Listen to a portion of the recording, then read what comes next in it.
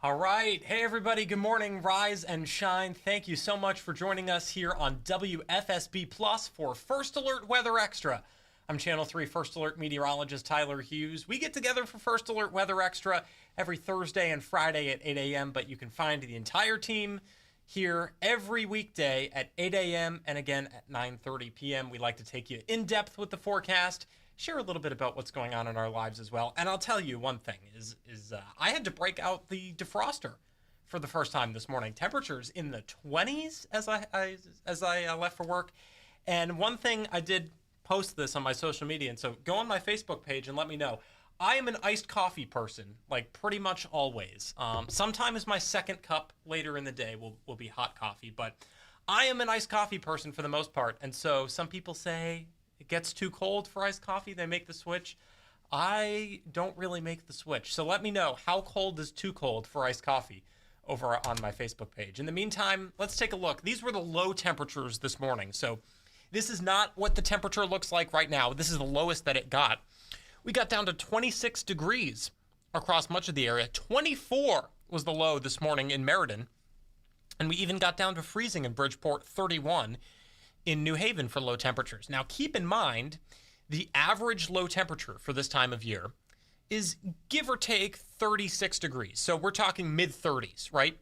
So this is well below average for low temperatures this morning, and that is why it's such a chilly start. In fact, here's the almanac. You don't have to prove it to me. 36 degrees is the normal low temperature for Hartford today, and the average high temperature is about 55 degrees. And in fact, I think we'll do a little bit better than that for high temperatures across the area today. So here's the headlines that we're tracking. Of course, the frosty start this morning, but temperatures will rebound very nicely by the afternoon. We have a chance for some showers late tonight and into the overnight hours. But tomorrow, by the time you wake up, we will dry out. And so Saturday forecast is looking great. If you have any weekend plans, outdoor plans, UConn is playing at the Rent tomorrow. Kickoff at 3:30 should be great for that.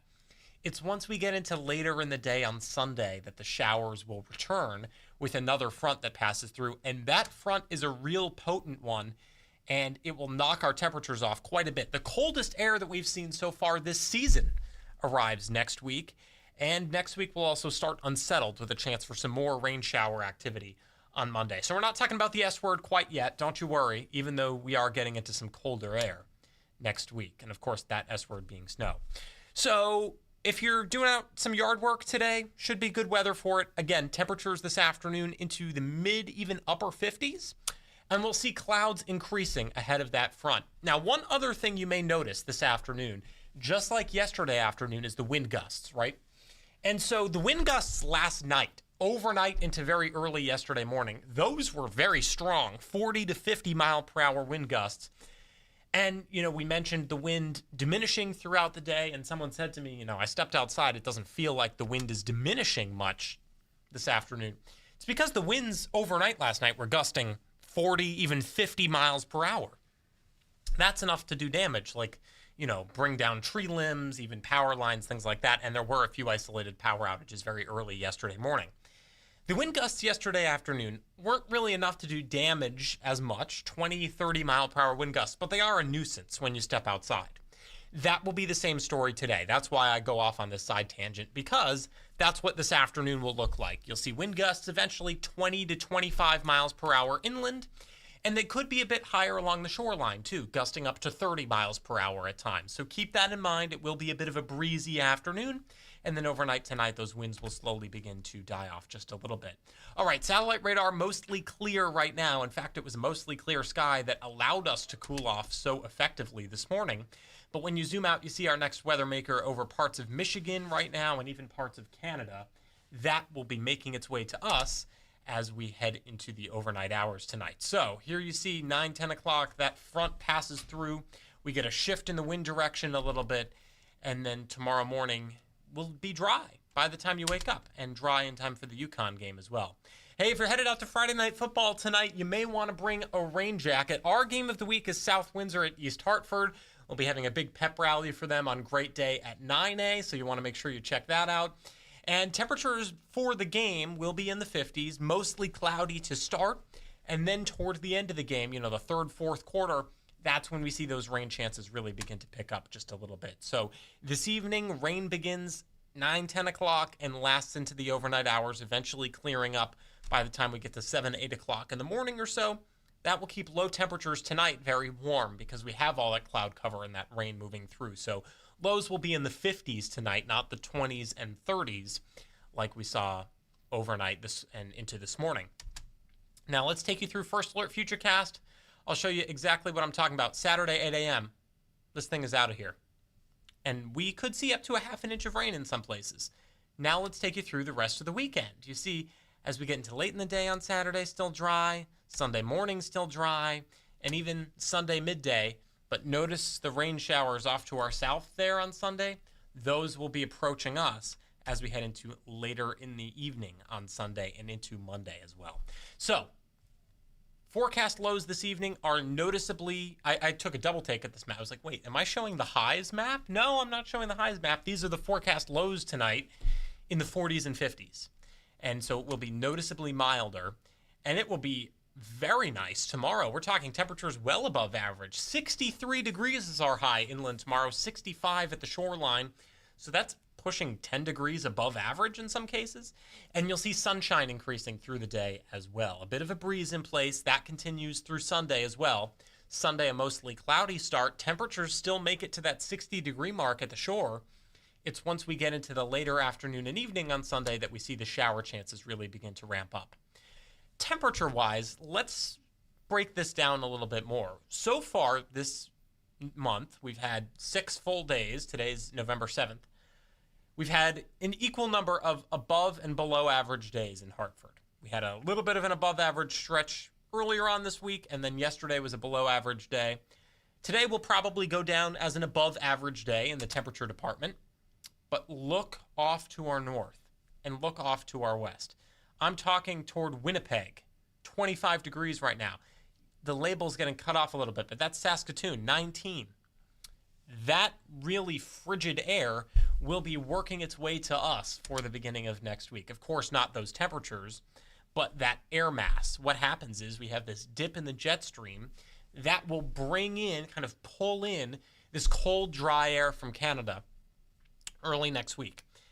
And so that means the growing season, if it hasn't already ended for you, will definitely end. And we are talking about record low temperatures possible, not a guarantee, because you have to do a lot to break records this time of year. We have a lot of temperature swings in the fall, but it's possible in some spots, depending on what the records are. Here's the feels like trend. Haven't brought this chart out in a while. This is the wind chill.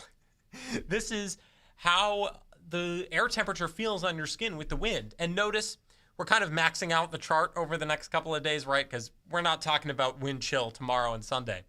But Monday and Tuesday, look at that. Wind chill dropping into the 30s, even close to that 20-degree line late Monday night into early Tuesday morning. And so we're going to have to start talking about the wind chill once again, folks, over the next couple of days. I wanted to give an update on the tropics really quick. Feels like we were talking about Hurricane Melissa and then everything just stopped. And in some ways, that's right.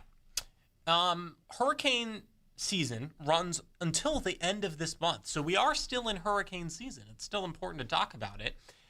But notice now we're on the tail end of when we see the most named storms on average. Remember, mid-September is when tropical season really peaks in the Atlantic, and then it starts going down from there. Doesn't mean that we're not on alert for the entire season, but it just means that the peak is in September, and then it goes down through the rest of hurricane season until the end of November. The good news that we have to say is we are not watching any areas in the tropics right now. Those blue dots are just indicating nothingness at this point.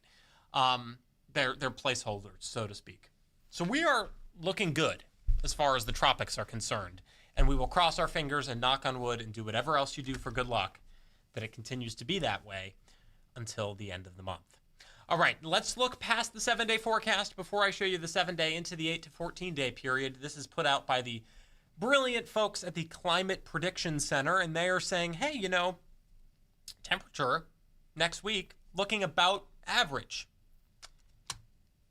Rainfall looking about average as well. It was trending a little bit wetter. Now it's looking about average. So we'll keep an eye on this over the next week, as we always do. But here's our 7-day forecast. So we're on that temperature roller coaster ride. We're going up the next couple of days. 63 tomorrow, 56 Sunday.